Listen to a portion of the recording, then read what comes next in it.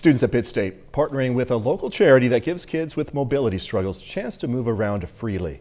They're doing this by designing a special all-terrain wheelchair. KOM's Jalen Banks has more on the story. Over the course of the past year, 5 students from the Pittsburgh State University's Mechanical Engineering Technology program have been working on a project that aims to help improve the lives of children with movement challenges.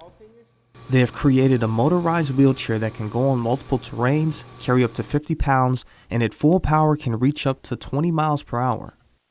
Christian Schultz, a student on the design team for the chair, says that inspiration came from outside of our planet. We were told that we needed something that had a good suspension and that could traverse hills and dales and, not jerk kid around.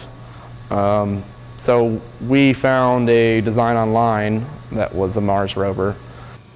The students, along with the university, are partnering with Learn's Geeks for Kids, an organization with the same mission: help kids with mobility challenges so that they can better interact with their friends, family, and environment.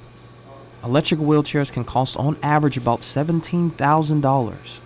Geeks for Kids will take the wheelchairs like the students at Pitt State design, mass produce them, and donate them to kids in need. The president of the organization says that a task like this means more.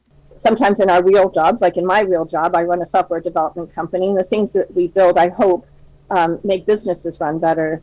But it's extra special to make somebody's life better, to change their lives.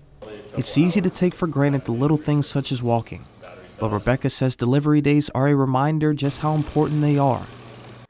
Delivery day, when we give the cards to the children, is kind of like Christmas on steroids. In Pittsburgh, Jalen Banks, KOAM News.